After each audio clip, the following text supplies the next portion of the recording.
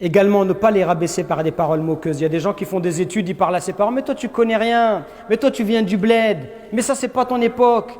Ça, vous pensez que c'est une manière de parler à ses parents? S'adresser ainsi? De les rabaisser? C'est-à-dire qu'ils connaissent rien. Pourquoi? Il n'y a que ceux qui ont bac plus 5 qui connaissent des choses.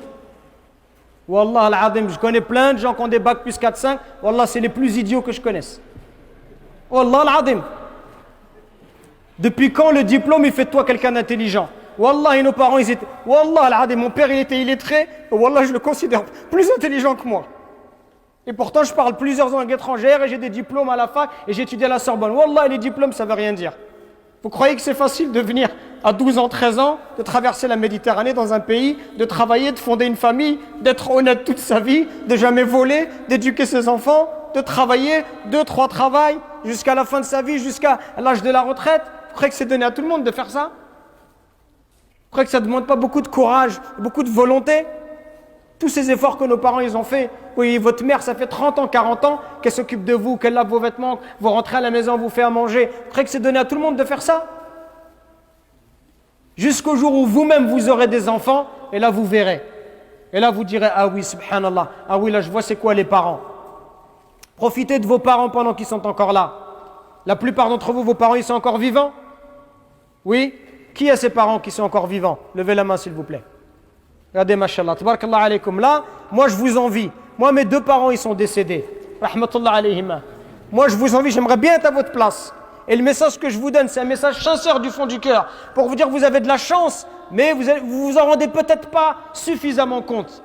Moi, je m'entendais très bien avec mes parents, je me comportais, j'espère, bien avec eux. Ils étaient satisfaits de moi. Pourtant, quand ils sont morts, je me suis dit, et là encore, je me dis aujourd'hui, j'ai pas fait assez. J'aurais pu faire plus. J'aurais pu être plus bon avec eux. J'aurais dû passer plus de temps avec eux. J'aurais dû plus les appeler.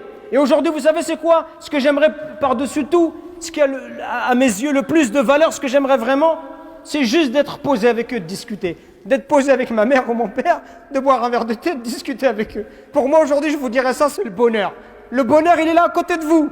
Le bonheur, c'est pas avoir une grosse voiture ou une grosse maison. Le bonheur, c'est d'avoir des parents en bonne santé, de les visiter. Ils sont satisfaits de toi, ils te font des douas, ils te souhaitent le bien, et toi, tu t'occupes d'eux. C'est ça le bonheur.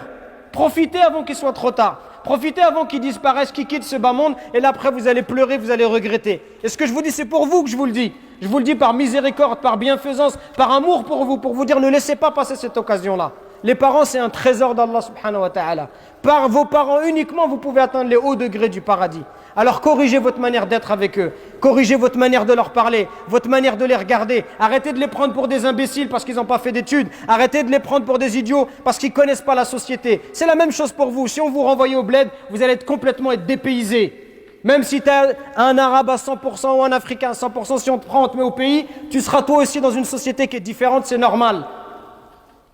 Mais aie du respect pour ce qu'ils ont fait de toi, aie du respect pour le temps qu'ils t'ont accordé, aie du respect pour tous les efforts qu'ils ont fait pour toi pour devenir la personne que tu es. Et au moins du respect pour ces efforts, pour toutes ces affaires qui t'ont acheté. Moi, quand je pense à mon père, ça me fait de la peine. Je me dis, il était ouvrier miskin et il faisait tout pour pas qu'on ressente du manque à l'école, pour qu'on ait des vêtements de marque, pour pas que les gens ils se moquent de nous. Et ils nous achetaient des chaussures de marque.